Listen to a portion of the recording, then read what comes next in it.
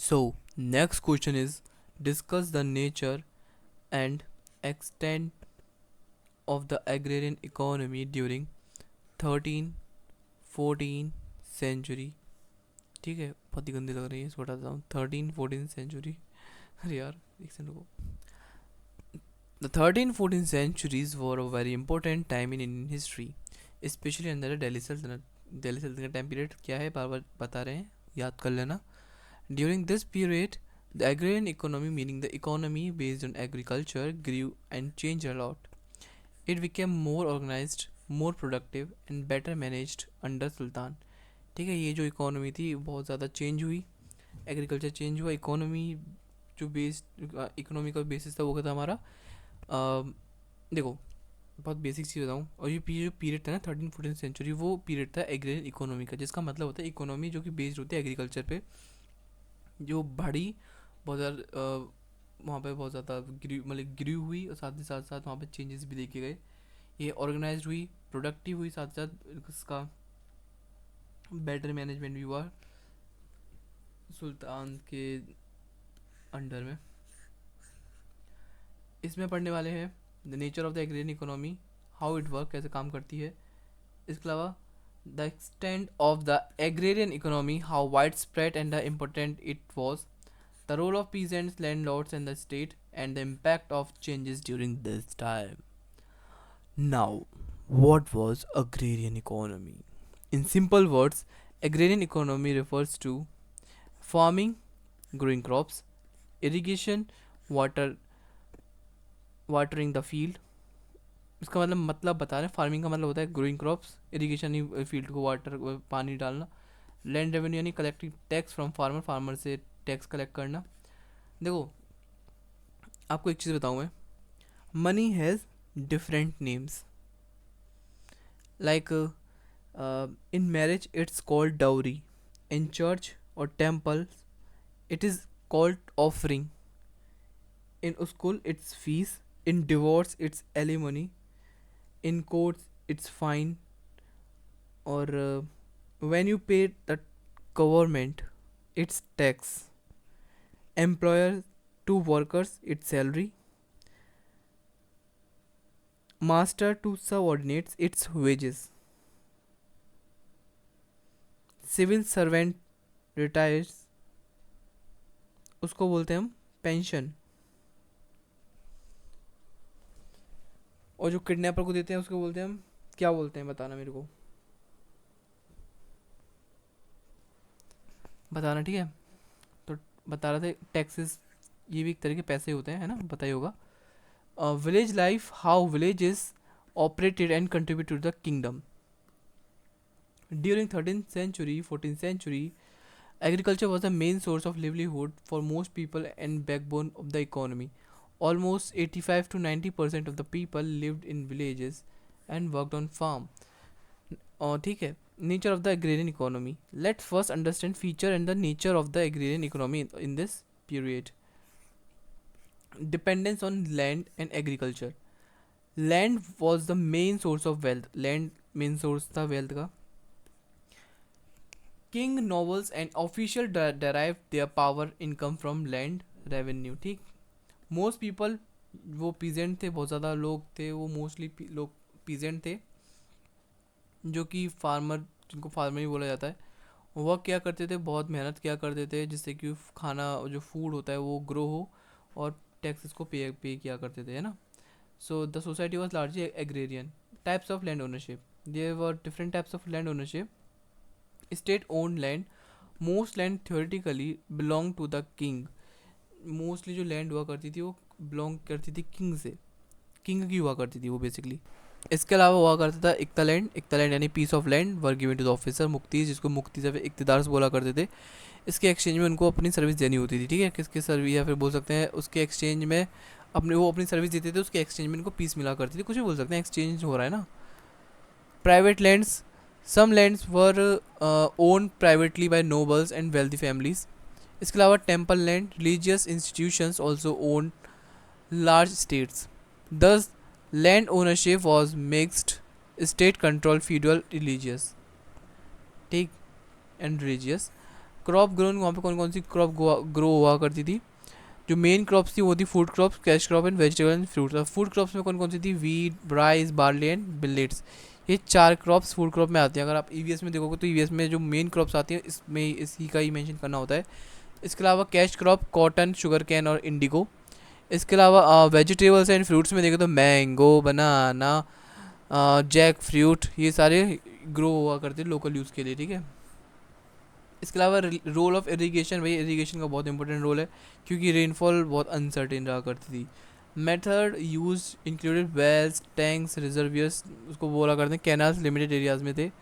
Kings थे और local Lord's थे ऑफन तो बनाया अक्सर बिल्ड बना दिया करते थे टैंक्स, कैनाल्स, जिससे कि एग्रीकल्चर को सपोर्ट हो से ना।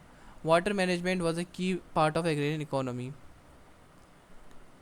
इसके अलावा देखें तो heavy taxation, the state demanded for, ऊपर तो नहीं है कुछ, हाँ ये है, इसको आना चाहिए।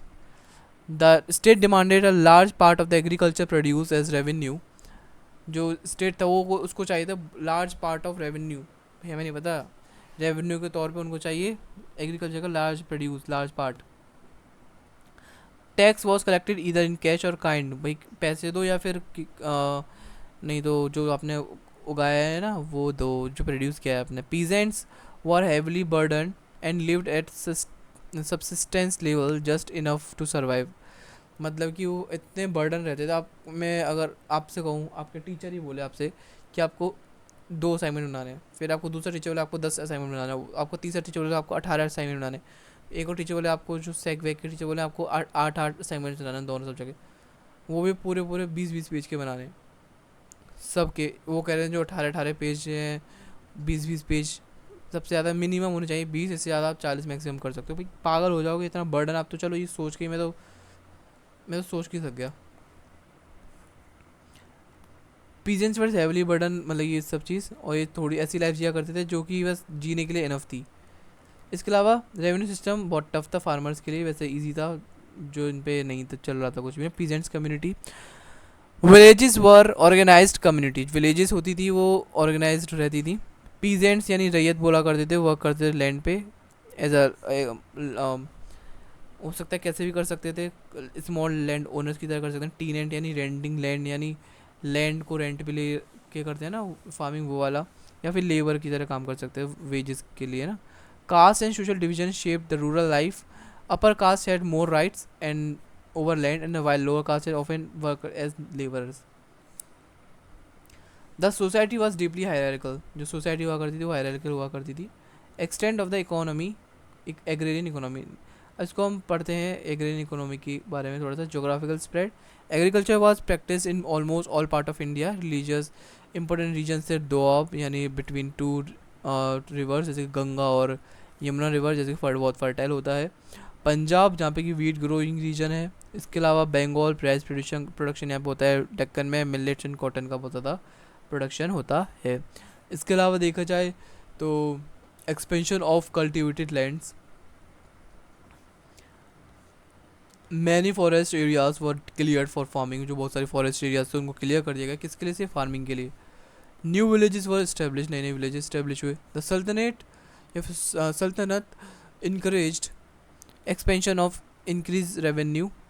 रिलीजियस इंस्टीट्यूशन, जैसे हिंदू टेम्पल बनाए गए, मुस्लिम के खानका, ये क्या होता है, who helped in the settling new lands.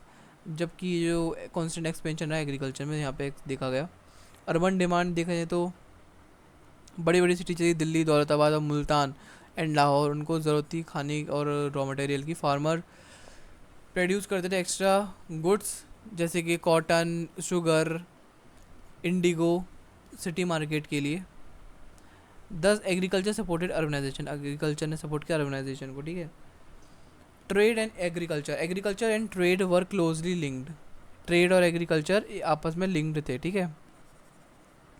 Surplus food and cash crops were sold in markets, mandis, यानी मार्केट मंडीज में बोला करते हैं ना, मंडीज ही बोला करते हैं।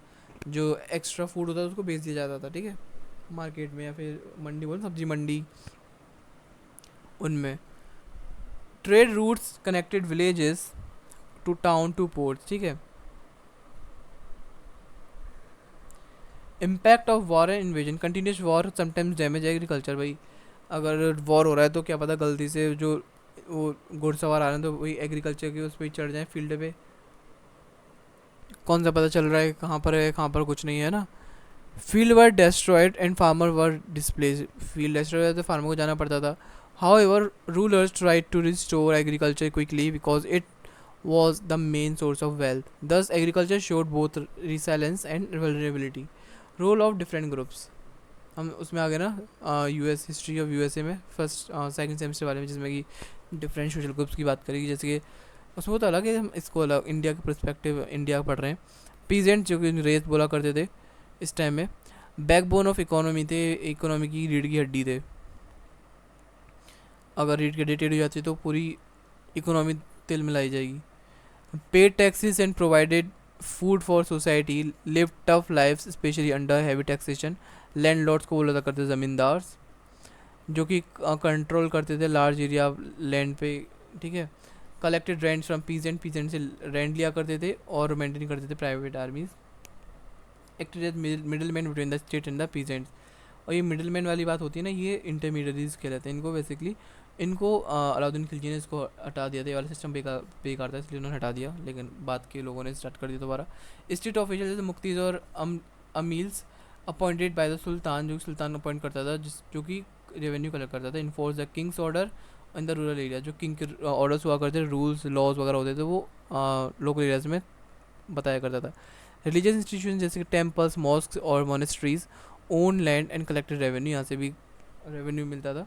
Provide employment to many peasants, thus many groups share the competed for wealth of land. State control over agriculture. The Delhi Sultanate took strong step to control the agrarian economy. Land revenue collection. The state demanded fixed share of produce, often around 1/3 to half. समझ रहे हो, जो land revenue collection था, state demand करता था fix share of produce. Tax could be paid in cash, cash में भी हो सकता है, काइंड में भी हो सकता है, depending on the region, region पे डिपेंड है, इसमें हम कुछ नहीं कर सकते। इकता सिस्टम देखें तो large tracts of land were assigned to officers, officers यानी मुक्तीज, फॉर कलेक्टिंग रेवेन्यूज़। ऑफिसर जैसे कि revenue to maintain troops, use करते थे रेवेन्यू मेंटेन करने के लिए, ट्रूप्स यानी आर्मी, सपोर्ट करने के लिए एडमिनिस्ट्रेशन, ठीक है।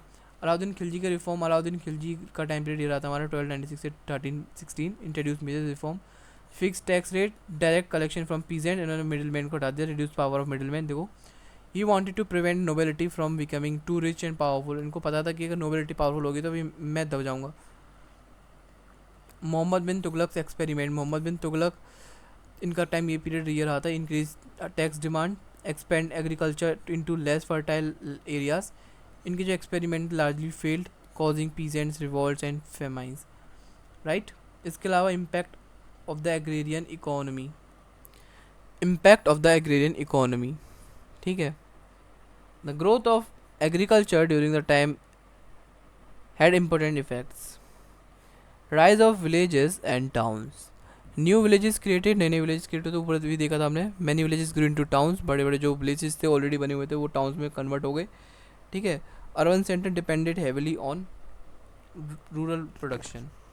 सोशल चेंज देखे तो लैंड ओनर्स बहुत ज़्यादा पावरफुल होने लग गए, पीजेंट्स रिमेन मोस्टली पुअर, जो पीजेंट्स पुअर होने लग गए, पुअर होने लगे, पुअर ही रह गए।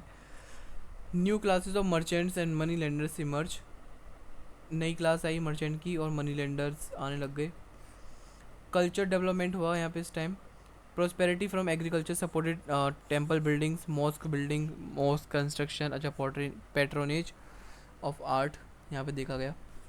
Strengthening of the state, rich agrarian base allowed सल्तनत to maintain large armies, big palaces, administration across the vast territories, ठीक है। प्रॉब्लम एंड वीकनेस क्या क्या थी? हैवी टैक्सेशन एक प्रॉब्लम थी, फेमाइन से प्रॉब्लम थी, इनइक्वालिटी, डिपेंडेंसी ऑन मानसून, ये भी एक प्रॉब्लम ही थी। इसका कंक्लूजन यही है कि ये जो 14th-13th-14th सेंचुरी है बहुत इंपॉर्टेंट है, ये heart of the Indian economy था इस टाइम का सेंचुरी। अलाउद्दीन खिलजी ने बहुत से रिफॉर्म्स लाए यहाँ पर, उन्होंने इंटरमीडिएट्स को हटा दिया, ये सारे कुछ चीज़ में बताया गया है, ठीक है। इसके अलावा एक नेक्स्ट क्वेश्चन आता है हमारा, ये I think it's question number 5 और question number 6. Examine the spread of influence of Sufism during the Sultanate period with the special reference to the nature of relationship between Sufis and the state. Sufis होती है teaching of Muslim, ठीक है. The Delhi सल्तनत period, इसका time period 1206 से 1526 तक रहा था. ये दिल्ली सल्तनत का टाइम पीरियड है. Was not only important for political reasons but also for major cultural and religious development. Guys आपको एक चीज़ बताऊँ, पता है बहुत लोगों को ना कन्फ्यूजन होती है मुगल्स और दिल्ली सल्तनत में. पहले दिल्ली सल्तनत आया था, है ना.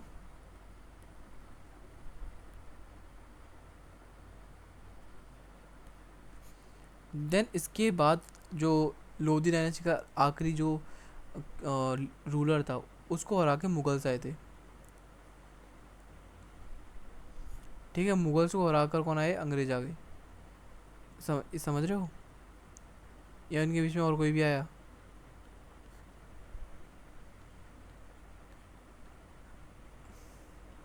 समझ गए? क्योंकि बहुत लोग जानते हैं, मानते हैं और पहचानते हैं, क्योंकि 11th-12th में मुगल्स वाला चैप्टर और दिल्ली सल्तनत वाला हट गया था. मोस्टली को लोगों को पता नहीं है कि दिल्ली सल्तनत में मुगल्स नहीं आते, बल्कि दिल्ली सल्तनत अलग टॉपिक है, मुगल्स एक अलग टॉपिक है, जिसको कि हम नेक्स्ट सेमेस्टर में पढ़ेंगे, है ना. सो इस कन्फ्यूजन को दिमाग से हटा दो कि दोनों सेम ही है. नहीं, ये अलग है. इसमें अकबर आते हैं, इसमें अलाउद्दीन खिलजी आते हैं. ठीक है, बहुत अलग अलग है. सो one of the most important religious movement during this time was spread of Sufism in India. Sufism का spread बहुत important religious movement रही इस time की. Sufism gave Islam a new spiritual, emotional and popular appeal among the people. It also created important relation between the Sufis and the ruler of the Sultanate. जो Sufism है इस्लाम की नई spiritual, emotional और popular appeal को लोगों तक पहुंचाने का काम कर रहा था Sufism. It also created important relation. इसने एक इम्पोर्टेंट रिलेशन बनाया किंग का, रूलर के साथ, रूलर का और सूफीज़ का. इसी से हम इसमें पढ़ने वाले हैं ऐसे में how Sufis spread during the सल्तनत period, how it influence society and culture. इसके साथ साथ the nature of the relationship between the Sufism and the state. अब सूफीज़म में क्या है, अगर हम बहुत आसान शब्दों में जानें, सूफीज़म एक स्पिरिचुअल साइड है इस्लाम की. ठीक है, Sufis focus on love, devotion, simplicity, closeness to God rather than strict religious rules. ये सब ऐसा नहीं है कि कुरान पढ़नी है 10 बार, नमाज़ पढ़नी है 12 बार, ऐसा कुछ नहीं है, 5 बार 6 बार, कुछ नहीं. इसमें से बताते हैं सूफीज़म कि आपको सबसे प्यार से पेश आना है, किसी से नफ़रत नहीं करनी है. ठीक है, सबको अपना प्यार बांटो, ना कि और कुछ. भगवान के करीब रहो, गॉड के करीब रहो, सॉरी अल्लाह के करीब रहो. ठीक है, और बहुत सिंपल लाइफ जियो, डिवोशन में, भगवान भक्ति में लीन हो जाओ. They believe in inner purity, service to humanity, universal brotherhood. इनका मानना ये है कि अपनी आमने सामने से नहीं, ऊपर से नहीं, अंदर से प्योर खुद को करो. ठीक है, अभी समझ रहे हो, अंदर से नहीं, ऊपर से नहीं, अंदर से करो प्योर. क्या ही बताऊँ मैं यार. अंदर से खुद को साफ रखो, ना कि बाहर से, सिर्फ बाहर से, सॉरी, मतलब अंदर से ही नहीं बल्कि, सॉरी बाहर से ही नहीं बल्कि अंदर से भी अपने आप को साफ रखो. इनका मानना ये था. ह्यूमैनिटी की सर्विस पे इनका बहुत ज़्यादा फोकस रहा है, साथ ही साथ ब्रदरहुड का इनका मानना ये भी था. Spread of Sufism during the सल्तनत पीरियड, 13th-14th सेंचुरी में ये गोल्डन एज था सूफिज़म के लिए इंडिया में. अब इसको जानते हैं स्प्रेड कैसे हुआ है सल्तनत टाइम में, ना. Arrival of the Sufism, Sufi saints, many Sufis came to India from Persia, central Asia and Arab lands. बहुत से सूफीज थे, यानी सूफिज़म को स्प्रेड करने वाले, बढ़ाने वाले ये सूफीज़. ठीक है, बहुत आए थे इंडिया में. पर्शिया से आए इंडिया में, सेंट्रल एशिया से आए इंडिया में, अरब से आए इंडिया में. ठीक है, दे वर स्केपिंग मंगोल इन्वेजन और looking for new spiritual centres. ये मंगोल इन्वेजन से बचना चाहते थे और चाहते थे कि एक न्यू स्पिरिचुअल सेंटर खोलें. फेमस सूफी ऑर्डर, जिनको कि सिलसिला बोला जाता है, वो इस्टेब्लिश हुआ. सम इम्पोर्टेंट सूफी ऑर्डर वर चिश्ती सिलसिला, जो कि मुइनुद्दीन चिश्ती ने, जो कि अजमेर में किया था। इसके बाद कहीं प्रोनाउंसिएशन पे मत जाना। सुहरावर्दी सिलसिला, जो कि इंट्रोड्यूस किया था बहाउद्दीन ज़करिया, जो कि मुल्तान में है। इसके अलावा कादरी सिलसिला और नक्शबंदी सिलसिला, ये सब लेटर बाद में भी इमर्ज होने लगे, है ना। इस्टेब्लिशमेंट ऑफ खानदका, ये खानद क्या होता है? खानदका were spiritual centre of or lodges, जिस मानेंगे हम spiritual centres where Sufis lived, और यहाँ पे पढ़ाते थे, ठीक है। These became centres of prayer, music, discussion and service. Ordinary people जैसे कि Hindu, Muslim and other visit खानदका seeking blessing, guidance and help. Ordinary people हर चीज़ हर एक अलाउ होते हैं, यानी कि सिर्फ मुस्लिम, बल्कि और कोई भी आ सकता था। Use of local language, Sufis preach in simple local languages, Hindi, Punjabi, Bengali, ना कि पर्शिया में, क्योंकि पर्शिया एक लोकल लैंग्वेज नहीं थी वहाँ की, लेकिन हाँ जो कोर्ट लैंग्वेज थी वो पर्शिया ही थी, लेकिन लोग नहीं समझ पाते थे। They compose poem, songs, Sufi poetry that common people could understand, ठीक है। Next, flexible approach, Sufis respected Hindu tradition and local culture. Sufi से ऐसा नहीं कि भैया मुस्लिम है तो भैया मुस्लिम को ही देखेंगे, बाकी कोई धर्म नहीं है, ये हिंदू ट्रेडिशन को ही बहुत ज़्यादा रिस्पेक्ट करते थे। They did not force conversion of to Islam, इनका मानना ये नहीं था कि अगर आप नॉन नहीं गैर मुस्लिम हैं तो आपको मुस्लिम बनना ही पड़ेगा, नहीं, आप जैसे हो वैसे सही हो। Instead they taught love of God and service to other, इनका मानना यही था कि आप इस्लाम में कोई कन्वर्ट मत करो खुद को, आप बस भगवान से प्यार करो और दूसरों की मदद करो हमेशा। Support from traders and commoners, many traders, artisans, peasants and even king became follower, king भी कभी कभी इनके फॉलोअर बन जाते थे सूफीज़ के, सूफीज़म में मतलब ये है ना। Sufis help common people in times of famine, war and hardship, जो सूफीज़ हुआ करते थे मदद किया करते थे लोकल पीपल की, जब सूखा पड़ जाता था, भूखमरी फैल गई, या फिर दंगे हो गए, दंगे फसाद, तो खाना वाना या फिर जो भी जैसी भी हेल्प हो पाती थी करते थे। Influence of Sufism in on society, spread of Sufism had a huge impact on medieval Indian society. Impact promoting communal harmony. Sufis believe that God is one. उनका मानना यह था कि भगवान सिर्फ एक है, and all human are equal, और हर एक इंसान इक्वल है। They welcome people of all religions and caste, ये हर एक कास्ट और हर एक रिलीजन के लोगों को वेलकम किया करते थे। Many Hindu visited Sufi shrines and respected the saint, और बहुत से हिंदू लोग आए और वहाँ पे बैठे सेंट को respect the. The Sufism reduce the tension between religion, religious tension को ख़त्म करा। Popularisation of music and poetry, इस टाइम जो म्यूज़िक और पोइट्री का पॉपुलर हो रहे थे बहुत ज़्यादा। सूफी यूज़ म्यूज़िक कॉल्ड, जिसको समा बोला जाता है, poetry to express devotion. Famous forms like qawwali become popular, इस टाइम पॉपुलर हुआ। Poets like Amir Khusro emerge as under Sufi influence, ठीक है, इमर्ज इसके टाइम में आए। इसमें दिखाया Sufism in rich Indian culture, बहुत ज़्यादा सूफीज़म बहुत ज़्यादा देखा गया इंडियन कल्चर में इस टाइम पे। Impact on language and literature, Sufis contributed to the development of the local language like Urdu, Hindi and Punjabi. The simple and emotional style of influenced many writer and poets, और simple emotional style थी वो बहुत से writers को और poets को influence कर गई, और वो ऐसे ही शुरू करने लगे।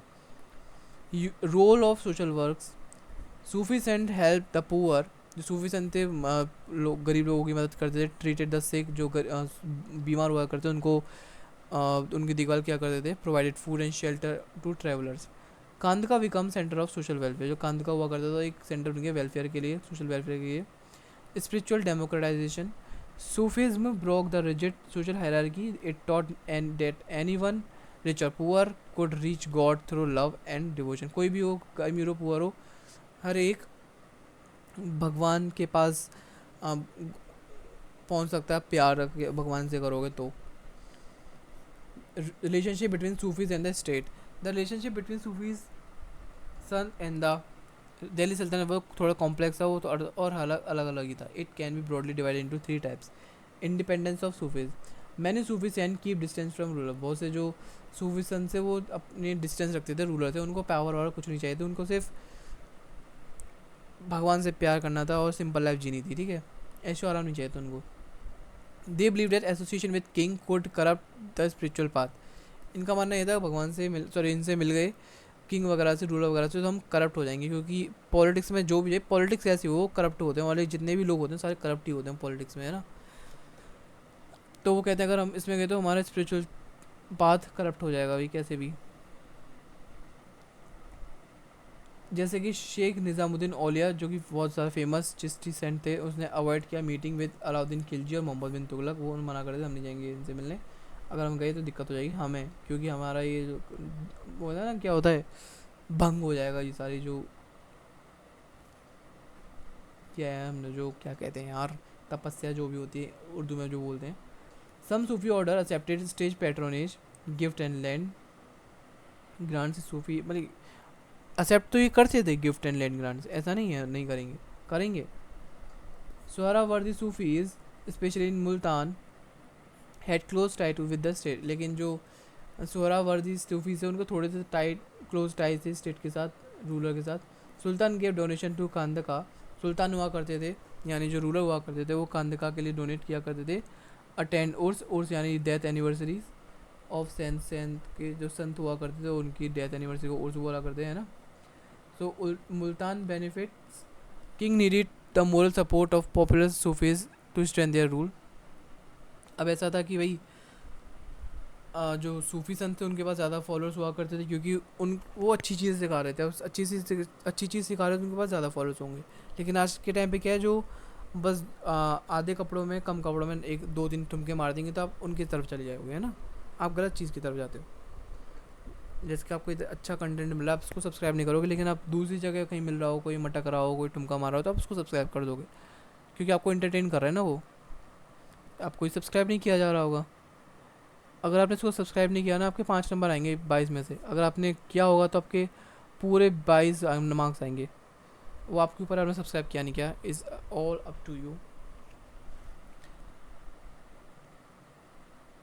सूफ़ी मतलब कि मैं बता रहा था जो रूलर हुआ करते ना, वो कहते थे अगर ये हमारे अंडर में आ गए तो उसके पास कितने सारे फॉलोअर्स हैं, फिर तो मतलब कि फिर मैं तो अपन ही भगवान छे, फिर तो अपन ही भगवान हो जाएंगे, है ना। Sufi sometime use the resources of state to expand their spiritual works, लेकिन ऐसा नहीं है कि सिर्फ रूलर ही यूज़ करेगा सूफी संत को, बल्कि सूफी संत भी यूज़ करते थे रूलर के रिसोर्सेज को, जिससे कि वो स्पिरिचुअल वर्क को बढ़ा सकें। सम सुल्तान जैसे कि फिरोज तुगलक ने सूफी एक्टिविटीज़ को ओपनली सपोर्ट किया, प्रमोट किया। Examples of Sufi state relations, कुछ इंपॉर्टेंट एग्जांपल देखते हैं, जैसे कि मुअद्दिन चिश्ती के अर्ली सुल्तान, जो चिश्ती थे Moinuddin Chishti, founder of Chishti order in India, live during the early सल्तनत पीरियड, सल्तनत के जो स्टार्ट हो रही थी उसके अर्ली पीरियड में ये इनका टाइम पीरियड था। ही स्टेट अवे फ्रॉम पॉलिटिक्स से दूर रहा करते थे, but gain huge respect among the people, फिर भी इनके पास बहुत ज़्यादा रिस्पेक्ट थी पीपल की, मतलब लोग इनकी इज्जत किया करते थे बहुत ज़्यादा। Nizamuddin Auliya and the Khaljis, Nizamuddin Auliya avoided official patronage, वो कहीं भी बड़ी सभा में जाना पसंद नहीं करते थे, ठीक है। Sultan Alauddin Khilji once tried to meet him but he politely refused, जो सुल्तान अलाउद्दीन खिलजी थे जो कि बहुत ज़्यादा खौफनाक थे, उन्होंने इनसे मिलने की कोशिश करी, लेकिन उन्होंने बहुत प्यार से मना कर दिया, नहीं हम नहीं मिल सकते। Still his influence was so great that even the king respected him from the distance, इनका इन्फ्लुएंस इतना था कि जो किंग इतना मतलब कि जो इतना खौफनाक था अलाउद्दीन खिलजी, फिर भी उनसे बहुत ज़्यादा रिस्पेक्ट किया करते थे इनकी, है ना, समझ रहे हो। जिसने अपने चाचा को मार दिया, बाप समान को, उसने इनको छोड़ दिया, समझ रहे हो, इतनी रिस्पेक्ट किया करते थे। बहाउद्दीन ज़कारिया एंड द स्वावर्दीज़, जो ये ज़कारिया थे जो कि मुल्तान के थे, मतलब कि ग्रैंड्स होते आ करते थे, गिफ्ट वगैरह वो ले लिया करते थे स्टेट से, स्टेट यहाँ पे रूलर। और जो सोहरावर्दीज़ हुआ करते उनका ये मानना था Sufis should guide rulers for good governance, thus they work closely with the government, government के साथ बहुत क्लोजली काम किया करते थे। Shaikh Nasiruddin Chirag e Delhi and the Muhammad bin Tughlaq, Nisaruddin was a disciple of Nizamuddin Auliya, ठीक है। ये जो नसीरुद्दीन थे वो निज़ामुद्दीन औलिया के डिसिपल थे, यानी स्टूडेंट थे, यानी फॉलोअर थे, जो भी आप मानो। He received land grants from the sultan Mohammad bin Tughlaq but remained spiritually independent. उन्होंने ग्रैंड तो ले ली लेकिन स्पिरिचुअल इंडिपेंडेंट रहे। अगर हम फिरोज शाह तुगलक की बात करें और डिवोशन की उनकी, Firoz Shah Tughlaq was very devoted to saints and visited their shrines regularly. He also built many khandakas and mosques. Thus, ruler attitudes varied. Some stayed respectful and distant, while others sought religious legitimacy through Sufism. Tension between Sufis and state. Fear of political influence. Some rulers feared that popular Sufis could become political traits. कुछ rulers का मानना ये भी था, जो popular Sufis थे वो कोई पॉलिटिकल थ्रेट ना बन जाए हमारे, मतलब कि बहुत खतरे में ना जाए, हमारे खतरा ना बन जाए हमारे लिए, है ना ऐसा। लार्ज गैदरिंग्स एंड खानदका वरीड द अथॉरिटीज़, मतलब कि जो बड़े बड़े जो गैदरिंग हो रहे थे, बहुत से लोग इकट्ठे हो रहे हैं, तो वो भाई डरा ही देते हैं, क्या हो क्या रहा है, वो किंग हो या फिर कोई भी हो। वैसे खड़े भी हम ऐसे ही हो रहे हो, फिर भी पता नहीं डर लगता है कि पता नहीं कब कहाँ से हमला हो जाए। Difference in values. Sufis believed in compassion, justice and humanity. Many king जैसे कि मैनी किंग्स कुछ हार्श हुआ करते थे, प्राउड हुआ करते थे, ग्रीडी भी हुआ करते थे। Thus, Sufis often criticize immoral behavior of the rulers. Attempt of control Sufis. Some sultan tried to control and win over Sufis.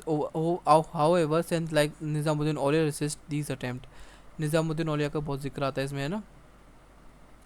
Overall assessment देखा तो looking at the bigger picture, Sufism grew independently based on its popularity among the people. The state sometimes supported Sufism for political advantage. True Sufism remained spiritually free and critical for bad rulers.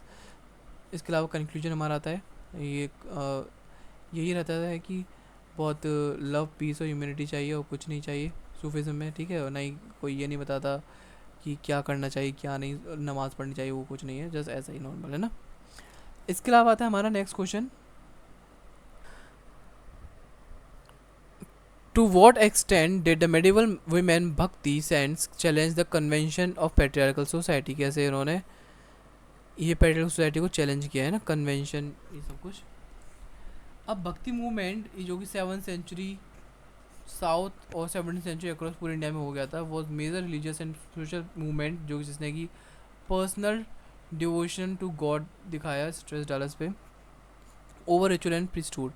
While most of famous bhakti saints were man, जो mostly जो bhakti Saint हुआ करते वो man हुआ करते थे। Many women saints also rose during this time, इस time पे लेकिन कुछ वीमेन सेंट भी आने लगी। They face extra challenge because medieval India society was highly patriarchal, क्योंकि इनको बहुत सारे चैलेंजेस फेस करने पड़े, क्योंकि ये जो सोसाइटी थी ना वो पेट्रियार्कल थी, यानी मेल इज़ अ डोमिनेटर और कोई नहीं। It limit the women's freedom in every respect, education में, रिलीजन में, वर्क में और इवन स्पीच बोलने में भी।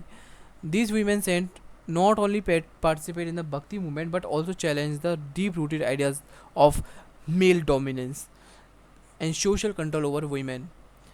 हम इस ऐसे में पढ़ने वाले हैं how medieval women saint challenge patriarchy, patriarchy को कैसे चैलेंज किया, पैट्रियार्की को कैसे चैलेंज किया वीमेन सेंट ने, the extent of their impact, इसके अलावा and what limitation they face, क्या लिमिटेशन इन्होंने फेस करी, understanding patriarchal society in medieval India. Before we talk about the women sons, it is important to understand what patriarchal society looked like in the medieval India, right? कैसा medieval India कैसा लगता था patriarchal society के साथ साथ। Women were expected to marry early and live under the control of father, husband and son.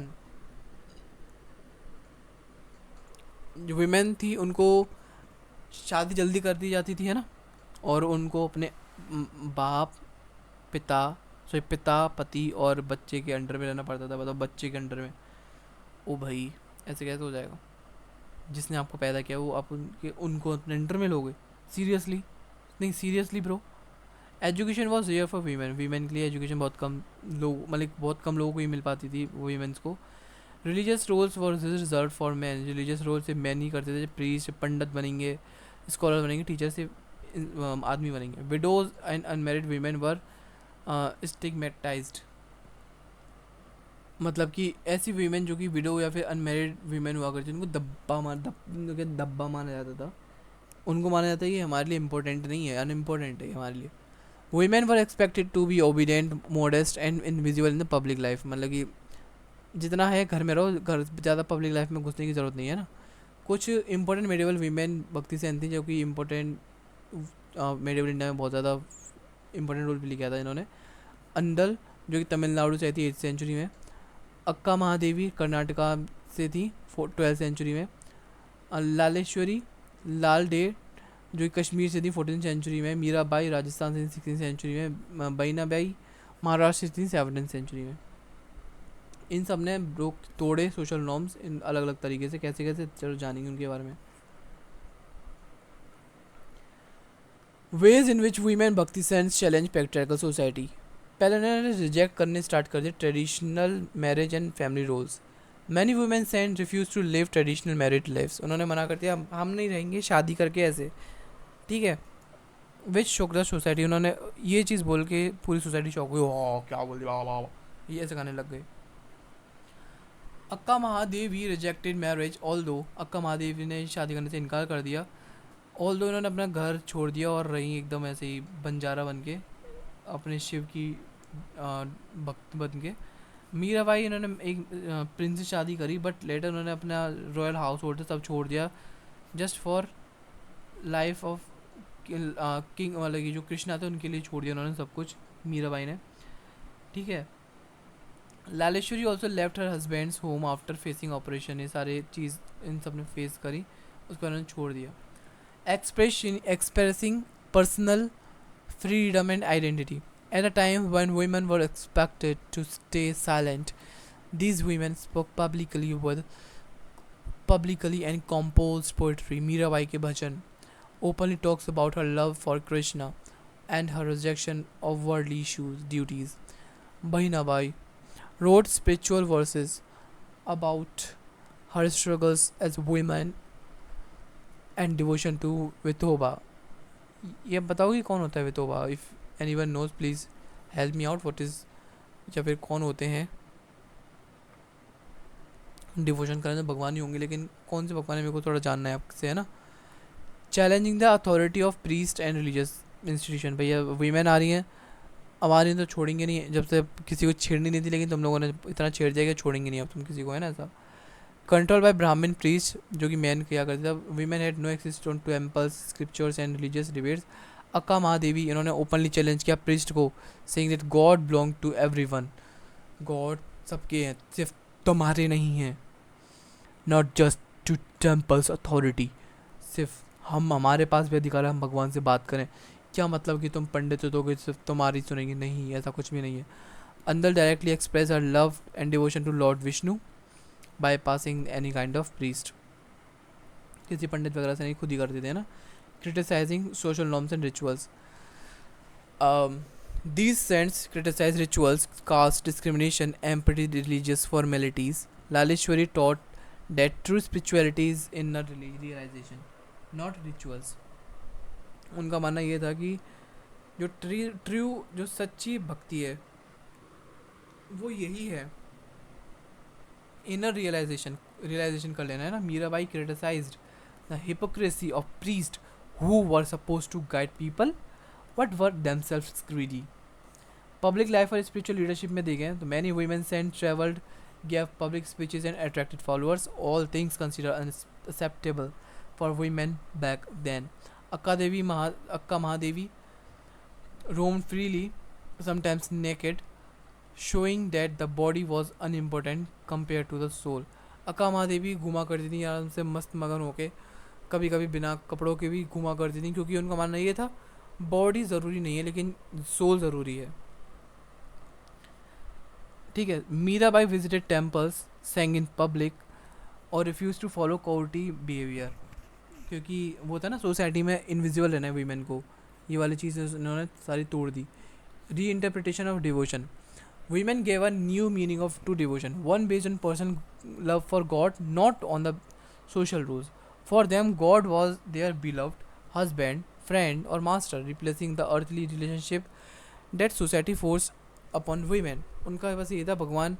होते हैं ना बहुत लोग मानते हैं भगवान जो कृष्ण है वही मेरे कहते हैं ना क्या बोलते हैं मेरे को प्रॉपर वर्ड या नाम याद नहीं आ रहा, लेकिन हाँ कुछ लोग बोलते हैं यही मेरा प्यार है, यही मेरे हस्बैंड है, यही सब है जो भी है मेरे भाई बहन जो भी है सब कृष्ण है, ऐसे बोलते हैं बहुत लोग है ना. This allowed women to find emotional independence from male control. इसने वीमेंस को इंडिपेंडेंट करना स्टार्ट कर दिया. सब स्पेसिफिक एग्जांपल जैसे अक्का महादेवी 12th सेंचुरी कर्नाटका से. वो एक वीर शिवा लिंगायत मूवमेंट में एक पार्ट लिया था उन्होंने. She left her home to live life wandering devotion to lord Shiva. Shiv की भक्ति में लीन हो गई थी, जिनको क्यों बोला जाता है चेन्ना मल्लिकार्जुना, ठीक है मल्लिकार्जुन. She rejected clothes. उन्होंने कपड़े पहनने से इनकार कर दिया. Seeing the body is temporary and unimportant. उनका मानना यह था कि बॉडी टेम्प्ररी और अनइम्पोर्टेंट है. शी कंपोज वचनास या फिर वचन short poems expressing her spiritual experiences. She boldly criticized the male dominant society and refused male protection. उन्होंने कहा हमें किसी की ज़रूरत नहीं है, हम खुद की प्रोटेक्शन खुद कर सकते हैं. अक्का देवी शेटर्स मैनी जेंडर्स नॉर्म. उन्होंने बहुत सारे जेंडर रूल्स को, सारे नॉर्म्स को तोड़ दिया, ख़त्म कर दिया. मीराबाई 16th सेंचुरी राजस्थान से. रॉयल फैमिली में इनका जन्म हुआ बट रिजेक्टेड पैलेस लाइफ. उन्होंने छोड़ दी पैलेस लाइफ और कृष्ण की भक्ति में लीन हो गई. इनकी फैमिलीज थी और इनके लॉज थे. इनके अपोज यानी इनके ससुराल वाले और इनके मायके वाले इनके अपोज थे. इनकी सिंगिंग के अगेंस्ट थे, इनकी डांसिंग के अगेंस्ट थे पब्लिक टेम्पल्स में जो क्या करती थी. She face threat but refuse to give up devotional freedom. इनको धमकियाँ भी मिला करती थी, इनको धमकाया भी जाता था कि अगर नहीं ना तो फिर गई, लेकिन इनको कोई मानने वाली थी नहीं. Her bhajans express intense love for Krishna, anger against societal restrictions. इसके अलावा लालेश्वरी 14th सेंचुरी कश्मीर से थी, जो कि इनको ये बोला जाता है लाल डेट करके भी जाना जाता है.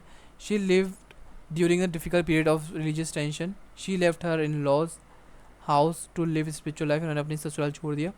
शी कंपोज्ड वर्क्स यानी verses that taught inner devotion and spiritual wisdom. She criticized empty rituals and advocated equality पे उन्होंने ध्यान दिया ज़्यादा. Limitation क्या क्या थी? While the women bhakti saints made great challenges to patriarchy, we must also recognize some limitations to limited spiritual spheres. Most of their rebellion was spiritual and personal. जो उनकी rebellion थे वो spiritual भी थे personal भी थे, लेकिन political नहीं थे. They did not actively organize women's rights movement. The social structure like child marriage, dowry and पर्दा continued भी रहे. Posthumous appropriation. After their death, their life were often sanitized by male writers. इनकी death के बाद सारी जो mail writers थे उन्होंने सारी जो राइटिंग्स को सैनिटाइज किया, यानी साफ़ किया एकदम दोबारा से लिखा है ना. There struggles were often tone down and only the Paes side was emphasised. Allied background. इसका मतलब ये मैनी फेमस वीमेन जैसे कि मीराबाई अपर कास्ट से थी और रॉयल फैमिली से थी. Were very few lower caste poor women could rise such level. मतलब कि जो बड़े बड़े एलाइड वीमेन हुआ करती वही आती थी, लेकिन जो छोटी छोटी थी वो उनमें इतनी हिम्मत नहीं हुआ करती थी. ठीक है. Criticism and opposition. These women often face abuse, violence and social rejection lifetime during their lifetime. Mirabai for example was almost poisoned by her own family. उनको मतलब कि मीराबाई को जहर दिया जाता था, खुद की फैमिली दिया करती थी. ठीक है. ये इजी नहीं था सब कुछ इनके लिए, बट लॉन्ग टर्म इम्पैक्ट देखें तो दे इंस्पायर्ड लेटर जनरेशन. इन्होंने लेटर जनरेशन को इंस्पायर किया और इन्होंने प्रूव किया women could lead religious literary movement, कुछ भी कर सकती वीमेन. और उन्होंने एक बीज बो दिया जेंडर इक्वालिटी का इंडियन स्पिरिचुअल थॉट में. ठीक है. आज ये नाम मीराबाई, अक्का महादेवी, लाल डेट ये सब जानी जाती हैं. ग्रेट रिस्पेक्ट उनकी बहुत बड़ी उनकी रिस्पेक्ट की जाती है और continue to inspire feminist and spiritual movement. ठीक है. इसके अलावा एक क्वेश्चन आता है हमारा मलफूजात शॉर्ट नोट इसका इंट्रोडक्शन पढ़ते हैं। मलफूजात इसका प्लूरल होता है मलफूज, जिसका मीनिंग होता है अल्टरेंस यानी सेइंग। मलफूजात कुछ बोलना इज़ एक इम्पॉर्टेंट कैटेगरी है of historical and religious literature की मेडिवल इंडिया में। They record the saying, teachings, conversations and activities of Sufis and usually compiled by their disciplines of followers. ये मतलब कि ये सारी चीज़ रिकॉर्ड की जाती हैं जो सूफी संत पढ़ाते थे, बताते थे, कन्वर्सेशन क्या करते थे, एक्टिविटीज़ क्या करते थे, वो सारी लिखी जाती थी प्रॉपर। खुद तो लिखते नहीं थे, बल्कि उनके जो बच्चे हुआ करते थे, फॉलोअर्स हुआ करते थे, स्टूडेंट्स हुआ करते थे, वो लिखते थे, है ना, डिसिपल्स वगैरह। The malfuzat literature gives us rich sources of information not just about spiritual life but also the social, political and cultural and economic aspect of the period of that period. हम इस कॉन्टेक्स्ट में पढ़ने वाले दिल्ली सल्तनत and later medieval India. Malfuzat became a vital medium to understand the working of Sufi order silsilas, relationship between Sufis and the common people, and also between Sufis and the rulers. ठीक, now the meaning and the definition of the Malfuzat. The word Malfuz is derived from the Arabic word lafz. समझो, लफ्ज़ यानी word, meaning spoken words.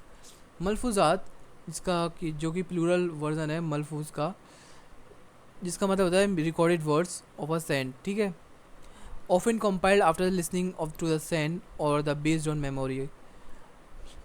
जो saint बोला करते थे उनकी बातें लिखा करते थे। ठीक है, 10 malfuzat are not autobiographies. Malfuzat कोई ऑटोबायोग्राफी नहीं है, बट बायोग्राफिकल रिकॉर्ड ज़रूर है। Ideas, speeches, sermons and discussion of Sufi संत। These text usually aimed to record the saint's spiritual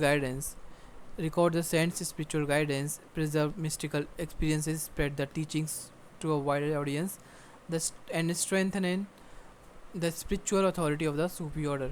इसका बैकग्राउंड और डेवलपमेंट देखें तो क्या क्या है। बेसिकली मैं बता दूं आपको, ये जो टेक्स्ट है हम क्या पढ़ने वाले हैं इसमें, मतलब जो ऐसे है उसमें हम पढ़ेंगे रिकॉर्ड्स ऑफ सूफी संत के स्पिरिचुअल गाइडेंस, मिस्टिकल एक्सपीरियंसेस, साथ ही साथ इनकी टीचिंग्स और कैसे वाइडर ऑडियंस तक पहुंच रही थी और कैसे स्ट्रेंथन किया उन्होंने स्पिरिचुअल अथॉरिटी सूफी ऑर्डर में। ठीक है, अब आता है background and the development. The tradition of recording मलफूजात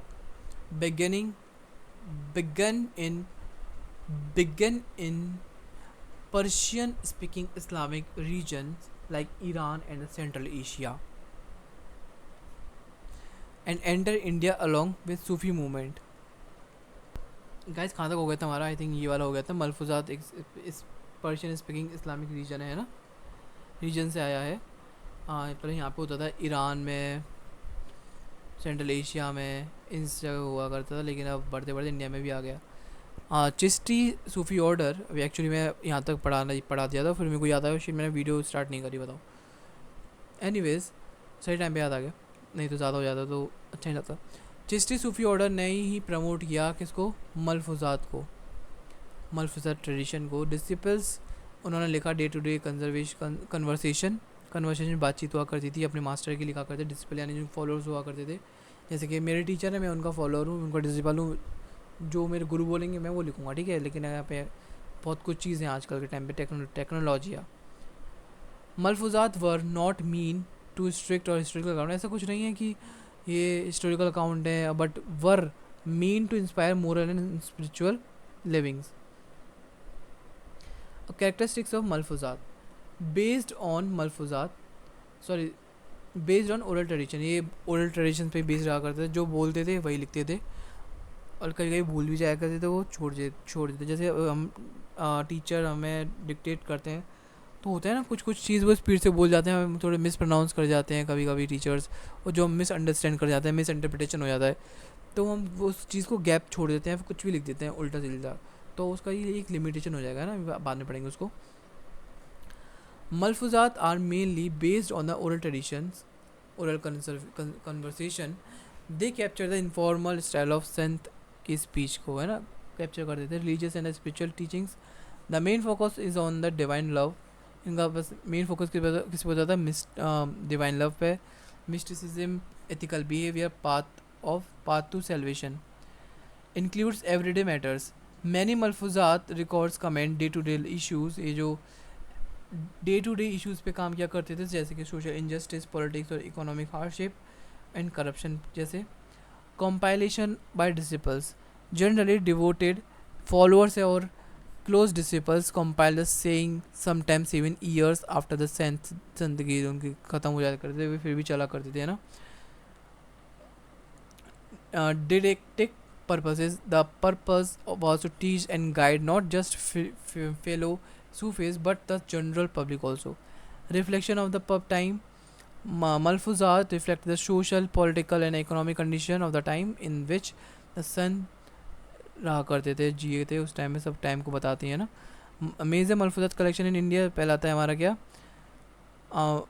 फावेद ul Fuad bye अमीर हुसैन सिजदी, जो कि मोस्ट फेमस मलफूजात है इंडिया की, है ना. इसके अलावा सियार उल औलिया बाय मीर ख्वावुर्द, ठीक है, ख्वावुर्द. मलफूजात नासरी, सेइंग ऑफ नसीरुद्दीन चिरागी दिल्ली, जो कि किसके थे, सक्सेसर निज़ामुद्दीन औलिया के. सक्सेसर नहीं बोलेंगे इसको, डिसिपल बोलेंगे, है ना. इसके अलावा खैर उल मजालिस बाय हामिद कलंदर. इसके अलावा मलफूजात ऑफ शास्त्री सूफीज़, है ना. इंपॉर्टेंस ऑफ मलफूजात क्या था, स्पिरिचुअल गाइडेंस मिलती है इससे, हमें सोशल हिस्ट्री के बारे में पता चलता है, पॉलिटिकल कमेंट्री और अंडरस्टैंडिंग ऑफ सूफी ऑर्डर, कैसे कैसे उसका स्ट्रक्चर, प्रैक्टिसेस, आइडियाज़ सूफी ऑर्डर, चिश्तीज़ और सवावर्दीज़ में आप शेयर करते थे. लैंग्वेज और कल्चर का पता चलता है. स्ट्रेंथ ऑफ मलफूजात एज सोर्सेज, ये फर्स्ट हैंड अकाउंट हुए हैं, वाइड रेंज कवर करते हैं. एनीवेज वाइड कवरेज कवर करते हैं, ठीक है, और ह्यूमन एस्पेक्ट को भी ये कवर करते हैं ना.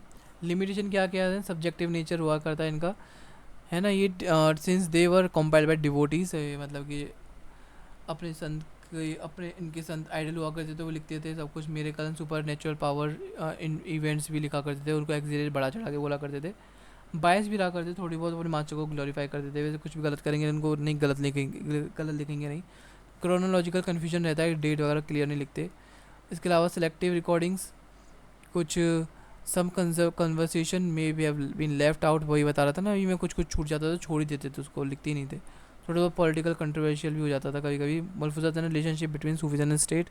सम Sufis refuse royal patronage, criticise the court of luxury injustice, मतलब कि जो ऊपर पढ़ चुके हैं हम, वही चीज़ बार बार इसमें, है ना. मुगल पीरियड में मलफूजात बहुत ज़्यादा देखा गया, कंटिन्यू रहा.